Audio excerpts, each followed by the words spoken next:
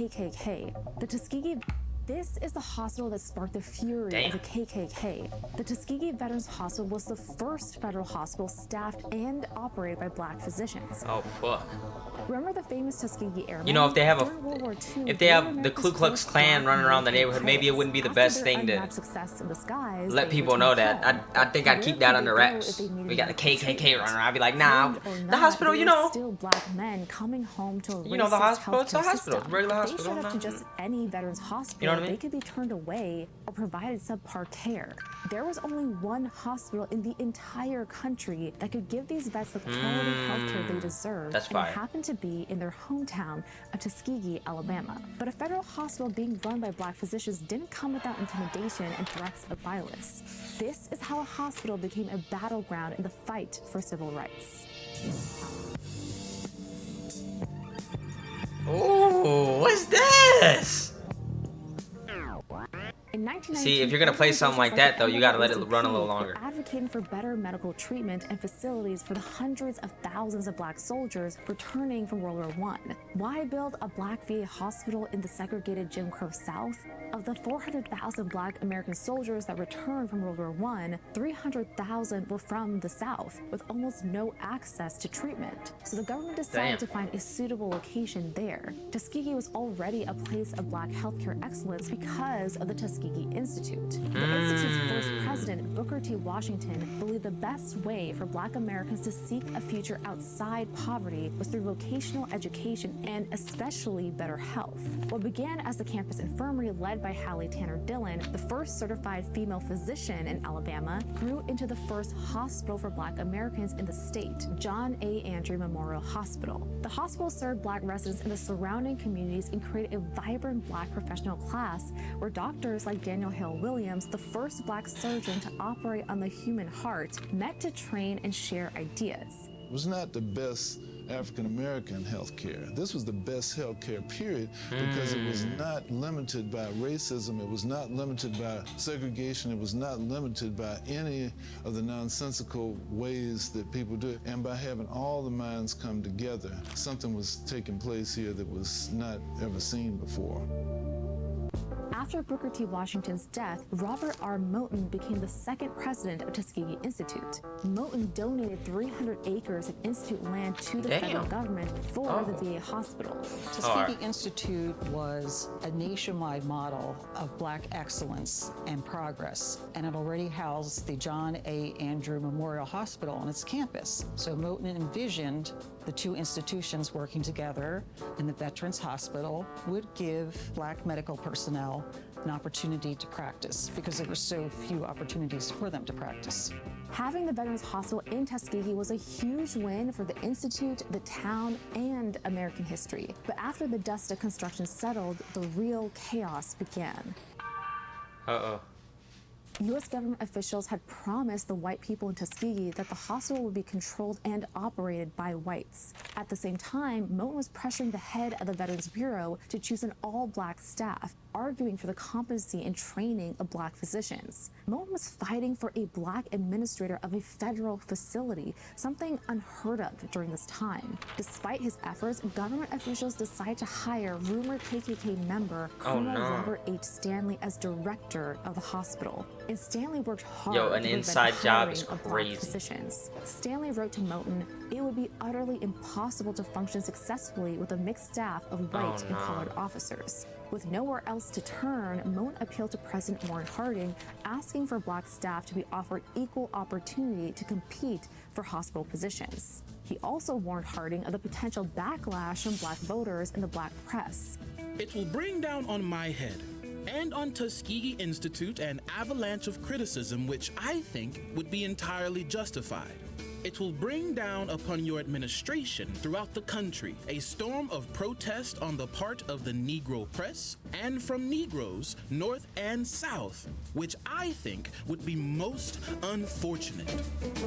At that time, the Republicans were the party of Lincoln, and they wanted the black vote, so they depended on the black vote. But this time, the black voters wanted something in return. They wanted support of their causes. They wanted support of their advancement. President Harding directed the Veterans Bureau to hold off on hiring until an eligible list of colored citizens could be determined. This contradicted the government's promise to the whites in Tuskegee, but Moton had the ear of the president, plenty of eligible black staff to recommend, and the support of both the NAACP and the National Medical Association.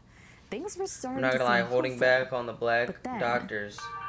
Well, the word Not letting got them to the practice Klan at a when they black came to meet hospital. in Tompkins Hall. You know what I mean? It's fucking say, crazy. Like, who look, approved we have him Klan members that are to be ready the to guy come that and made, burn like, this place checked down. We've checked been, off his getting people were hired? along when Booker T. Washington was here, but now you're about to make it where we're going to just burn it down because you're trying to have blacks to run this place? Racist protesters in the KKK were threatening to kill Moton and destroy Tuskegee Institute. If Negroes who are thoroughly educated and trained for such service can't serve their own people, can't serve in that hospital on land given by a Negro school for Negro veterans, then you may as well wipe out Tuskegee Institute and every other Negro institution in the world. Damn. Moton and the NAACP submitted editorials to the black press and sent telegrams to government officials, driving home the hypocrisy in barring black staff from caring for black patients. The pressure on Moton skyrocketed. He received anonymous death threats. Guards were stationed on both Tuskegee's campus and at his home. Fearing for his life, Moton sent his family away to their summer home and paused all public appearances. But that didn't stop him. Summer home? Damn, they had it like that, man. I didn't know they were moving like that back, and I don't know how long ago this was. Protesters Looks old as black shit. control of the hospital throughout the spring. Oh, and World War summer I, of after World War I, this had to be like 1923. 19, 20, It took 30. over 6 months, but ultimately the campaign was successful. Tuskegee would be a place for the black medical community to practice their trade. On July 3rd, 1923, John Calhoun, a black standout Hampton University graduate, arrived at Tuskegee VA Hospital to start his first day as bookkeeper. Instead of a welcome, Stanley handed him an unmarked letter. It was a letter from the KKK. Your welfare, you will not take this Outraged job, that a but white employee had been replaced by a black man, a 70-car-long caravan of high-ranking Klansmen descended on Tuskegee. They planned to capture Calhoun and burn the campus to the ground, but they were met with something they never expected. Now you have all these people who were literally loyal to Booker T and his principles. They came by the thousands the night before and that day. And so after they had burned the cross and they were coming down like an evil serpent down North Main, down Montgomery Road, cussing, fussing, yelling out, how they're gonna teach these uppity Negroes something. Surrounding them as they were going through were black people, white people, and Jewish people. They found out some of the students had gone to the armory on campus, gotten those guns, and so that group walking down with those torches, with those sheets, those 700, was surrounded by a group of very upset, angry people. There was no fear outside. The fear was walking down the middle. They came to burn down the campus, but they quietly walked through because they knew that that was not going to happen that night. On the hospital grounds, Klan members hunted for Calhoun, but there was nothing to find. Calhoun had fled to safety. The NAACP demanded Stanley's immediate removal. Word spread across the country and the public wanted him out. The Veterans Bureau pressured Stanley to resign until finally he was transferred to a different hospital. The new administration slowly filled vacancies with black staff from the bottom up until only the director position was left. In July 1924, after years of fighting for the right to manage the hospital, Lieutenant Colonel Joseph Henry Ward, MD, became the first black American hospital director in VA history. He oversaw the nation's first and only racially segregated veterans hospital. The Tuskegee VA Hospital became a center of black medical excellence and brought even more professionals to Tuskegee to advance their careers. The hospital later served the Tuskegee Airmen and many other veterans who could not access healthcare anywhere else. In 1948, the U.S. military fully integrated, but only black Americans served at the hospital until 1954. By then, all VA hospitals were desegregated, making Tuskegee the first and last segregated hospital in VA history. 100 years after its founding, the Tuskegee Veterans Hospital is still as vital today as it was then.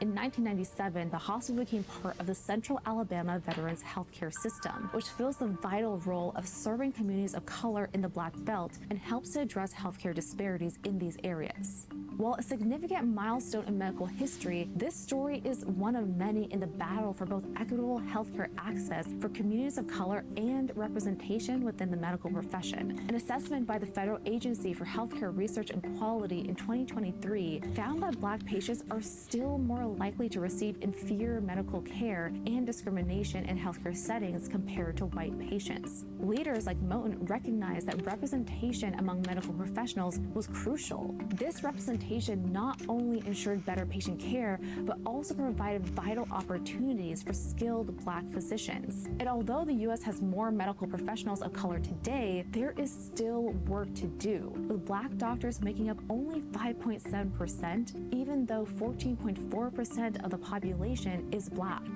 This story isn't just about surviving the very real threat of the KKK or overcoming discrimination. It also demonstrates how much can be accomplished through the power of community, courage, and activism. Check the link below to learn more. Man, that's beautiful, man. I'll be honest. Yeah, it is crazy thinking about it. Like 100 years ago, it was full segregation, and it didn't stop till like what, the 60s. And then it didn't stop then. That's when it was legal. That was when it was legally stopped. But it was segregation going on to like the 70s, mid 70s. That's when the high schools, really started, come together. And then the racism spilled over up until the 90s. That was like really hard racism still. And then 2000s, I think, if I'm getting my timeline right, that's what I'm thinking it's going. But still to this day, you got a little racism. But it's not like this, And thank God, But modern day racism, it's like consequence of the uneducated mind, honestly. You feel me? I can never genuinely like feel a certain way about somebody because of what they are. Like that's just a weak-minded way of thinking about it.